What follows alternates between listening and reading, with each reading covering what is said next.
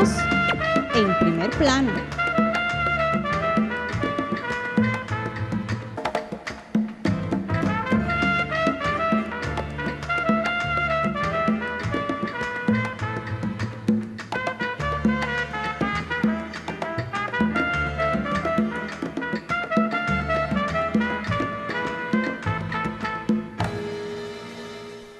Te voy a confesar una cosa. Hacía unos años anteriores me costaba mucho trabajo hablar de mí.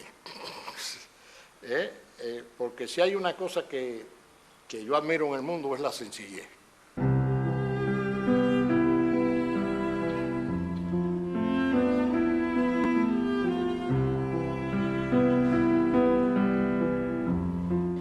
Nacimos en Santiago de Cuba, en mayo de 1932. Mi madre era maestra de kindergarten.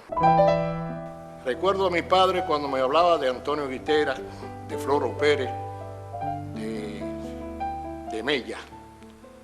Todo eso fue evolucionando en mi tierra natal. Después, en el año 44, llegamos a La Habana. Fue un proceso de los gobiernos auténticos, y recuerdo perfectamente que nosotros jamás pertenecimos a ningún partido político.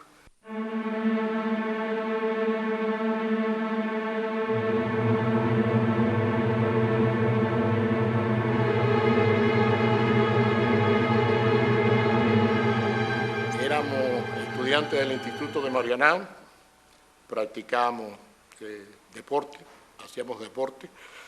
Me acuerdo que en una competencia interinstituto pude ganar el primer premio, tiraba disco. Entramos a la universidad en el año 51-52. En aquel momento, pues, teníamos una versión completa por la política, pero ocurrió el 10 de marzo de 1952. Yo creo que eso es un punto muy importante en mi vida, porque cambió totalmente. El 10 de enero se cumplía un aniversario de la muerte de Julio Antonio Mella, que, como todos se saben, fue mandado a asesinar en México por Gerardo Machado.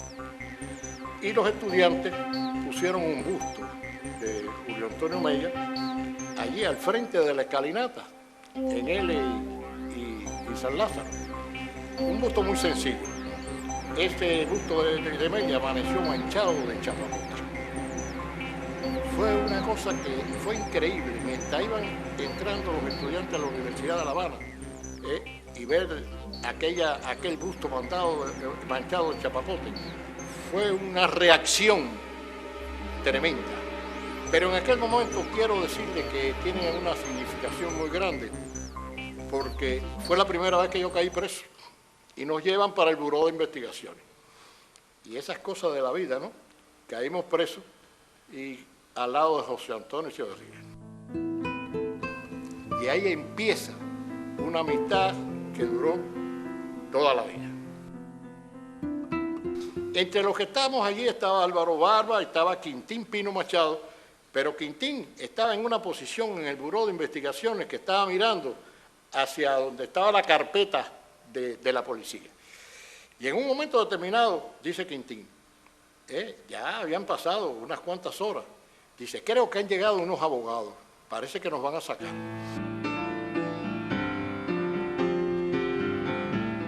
El abogado que nos vino a sacar es Fidel Castro.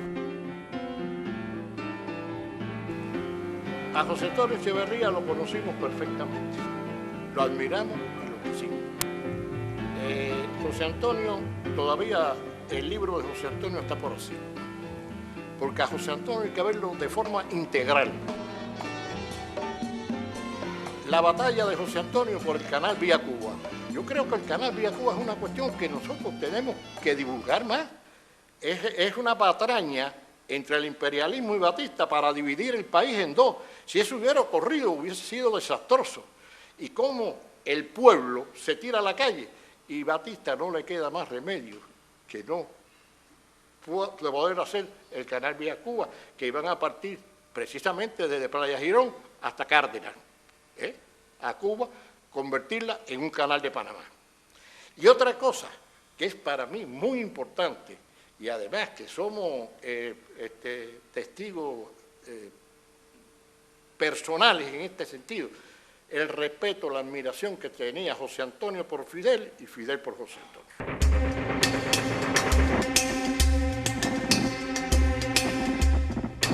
A cualquier compañero, compañera que haya estado el 13 de marzo de 1957 en La Habana y usted le pregunta qué está haciendo, todo el mundo sabe perfectamente lo que estaba haciendo en ese momento. Si no, podemos hacer aquí mismo esta pregunta. Y todo el mundo, yo el 13 de marzo estaba caminando por tal lado, el 13 de marzo estaba comprando, todo el mundo sabe. ¿Por qué? Porque los tiros se dieron en la ciudad de La Habana. No eran los tiros en la Sierra Maestra, no eran los tiros los dieron en la capital. Hay dos cuestiones fundamentales en el ataque a Palacio. Primero, que la locución de José Antonio Echeverría, solamente se oyó al principio. Por otras cuestiones que no quiero analizar ahora, no salió, pero tenía que decir que el pueblo acudía a la universidad, porque no era solamente el tomar el Palacio Presidencial, era el apoyo del pueblo, la incorporación del pueblo a esa acción. Ahí está el documento el testamento político de José Antonio, que es una joya, es cuando dice, será la acción del pueblo la que será decisiva. ¡Pueblo de Cuba! En estos momentos acaba de ser ajusticiado revolucionariamente el dictador Fulgencio Batista. En su propia madriguera del Palacio Presidencial, el pueblo de Cuba ha ido a ajustarles cuentas. Yo he tenido la suerte de conocer, primeramente, pelear al lado de Fidel Castro en la batalla de Guisa y ver su estrategia militar, y después estar al lado en el Central América el 1 de enero y ver su proyección política. Cubanos en primer plano.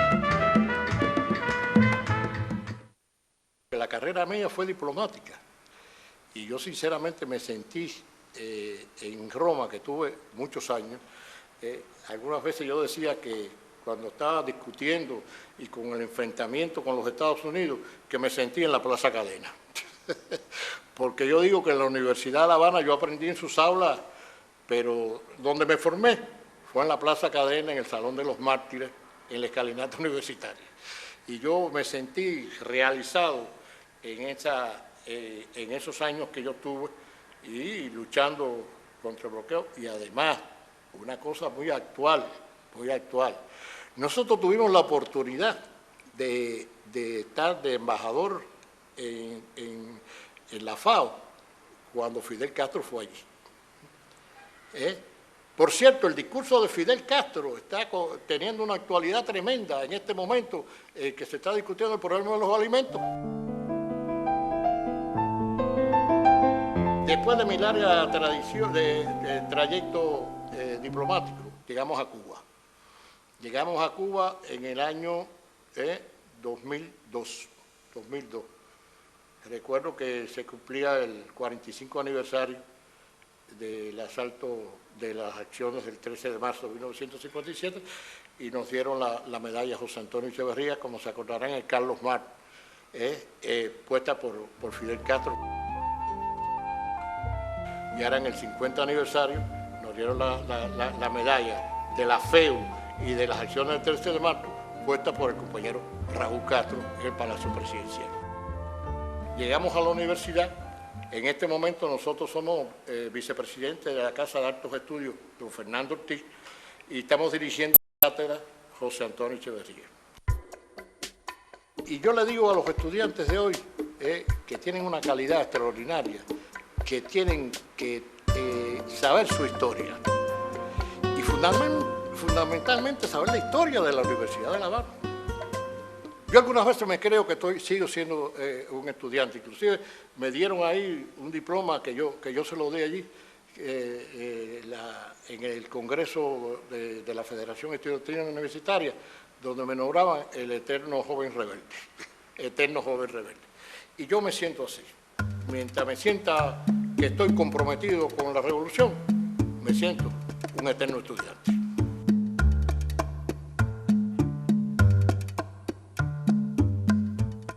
Pues bien, mira, yo he tenido la suerte en esta etapa de mi vida, porque este año cumplimos 29 años de casados, la compañera Ana María Navarro y yo, así que el año que viene vamos a tener 30 años.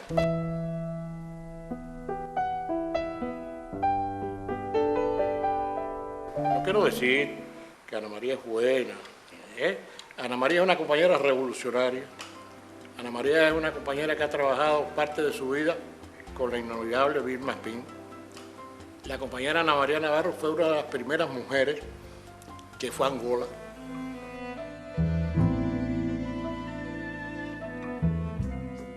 Y en toda esta etapa de mi vida, tanto en la embajada en Roma como ahora, la compañera no solamente mi compañera de matrimonio, sino mi compañera de lucha y mi compañera de ideales. Ser cubano, yo he dicho que es una actitud ante la vida. El cubano habla alto, canta, ría, pero es un compañero que tiene un sentido del deber extraordinario. El cubano es amigo, el cubano es alegre, el cubano es sincero. Esa es, y yo diría que yo nunca pudiera vivir fuera de Cuba.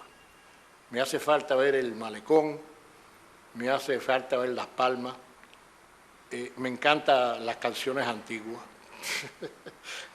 la trova santiaguera y la trova espirituana.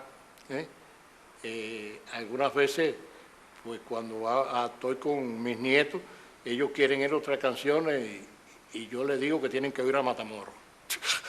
Y así no hará.